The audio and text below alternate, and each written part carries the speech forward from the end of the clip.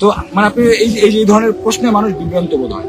প্রশ্ন না করলে না আপনি এত কিছু বলার দরকার নেই যে কোর্ট মহামান্য আদালত বলতেছে যে এই ধরনের তৃতীয় আমি না এনি হাও অন্য কেউ তো থাকতে পারতো, তো ওইখানে তো তৃতীয় কোনো ব্যক্তির আলামতি পাওয়া যায়নি।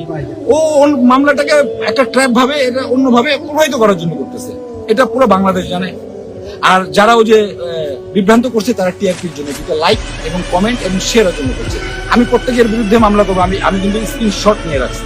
যারা যারা আমার ছবি মিস ইউজ করছে আমি কিন্তু প্রত্যেকের স্ক্রিনশট নিয়ে রাখছি এবং আমি এটা খুব দ্রুত করবো। আমি ফাইন্যান্স ভাবে কিন্তু একটু জানেনি আপনারা, হ্যাঁ, নাহলে কিন্তু আমি খুব রিসেন্ট পদক্ষেপ গুলো নিতাম, কারণ এক জায়গায় যেতে হলেও কিন্তু একটা টাকার প্রয়োজন, একটা লয়ার ধরতে হলে একটা বিষয় কাজ করে, নাহলে আমি কিন্তু খুব আর্লি করতাম এটা। আপনি থানায় বিষয় কমপ্লেন করছেন না কেন? হ্যাঁ, থানার থেকে আমি নিজেই ওনার আছে দেখবেন আপনি অনেকগুলো ঢুকেন, ওসি সাহেবের সাথে কথা বলেছে যে এই ধরনের কিছু না, এই ধরনের কোনো কিছু না, ও মামলাকে অন্য ভাবে নিচ্ছে। আমরা তদন্ত মহামান্য আদালত বললে করবো, তার স্টেটমেন্ট দেখেন আপনারা আমার নিচ্ছেন, এখন সঙ্গে সঙ্গে আপনারা থানায় যান, ওসি মহোদয়কে জিজ্ঞেস করেন। এবং এর আগে গেছে যে আসলে আপনারা কি এই বিষয়ে কোনো তদন্ত করছেন কিনা, ডলার একটা ছবি দেওয়া হয়েছে, তো সে বলছে তৃতীয় কোনো ব্যক্তির কোনো নাই, আর মহামান্য আদালত যদি বলে করবো। আর আমরা যদি এভাবে ও এক একটা নাম বলবে আর যদি তদন্ত দৌড়াই, তো এই মামলা আদৌ বাংলাদেশে হবে না। আপনারা যদি তাই চান তো তাই করেন। আচ্ছা, পুলিশ আপনার কোনো ডিএনএ টেস্ট পায় মানে এটা পুলিশ আমার না, মানে তৃতীয় কোনো ব্যক্তিরই পায় না। এটা পাইছে এই ধরনের ওয়ার্ড ইউজ করবেন না, আপনি সঙ্গে সঙ্গে বন্ধ করবেন এই ধরনের। আচ্ছা, আমি একটু বলি, রাইট, আমি বলি আপনাকে যে কথায় আমার বলতে আপনি কি বুঝাতেন, আপনার ডিএনএ আমি থাকলে না, আমার ওই ধরনের একটা লোক প্রেজেন্ট না থাকলে আপনি তার ডিএনএ কিভাবে টেস্ট করবেন? না, এই ধরনের বলেন না। আপনি যদি এই সাথে জড়িত এবং পুরো জাতির কাছে, যেহেতু এই ঘটনা আমার নাম আসার আগে মিরপুরের সংখ্যক মানুষ আমার নাম জানতো, এখন পুরো বাংলাদেশ জানে।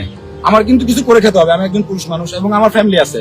আমি রাষ্ট্রের কাছে এই কথার উত্তর জানতে চাই যে আমি এখন জবলেস একজন মানুষ, আমাকে এখন কে জব দিবে বলেন? আমাকে কে জব দিবে বলেন? আমি তো জীবিত, আমার সাথে 4টা লোক, আমার ওয়াইফ, আমার 3 ছেলে মেয়ে, 5 জন আমরা।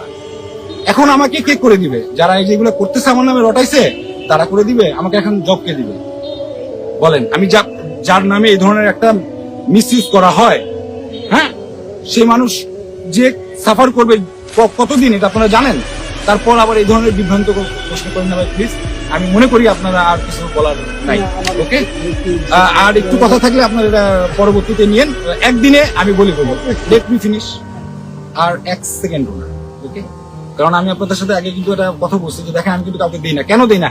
এই কি বলে, মিডিয়ার মাধ্যমে কিন্তু আমার ছবি আপনাদের মধ্যে কেউ না কেউ একজন নিয়ে কিন্তু পোস্ট করছে এবং আমার এই করছে, আমি কিন্তু যে করছে আমি রাখছি, এবং পরবর্তীতে যারা করছে সবারটা রাখছেন, সবার নামে মামলা দিব। আমি এর জন্য কিন্তু মিডিয়াতে আসতেই চাই নাই, যে প্রশাসন আসুক আমি তার সাথে কথা বলবো। হ্যাঁ, তো ওকে, থ্যাংক ইউ, আসসালামু আলাইকুম।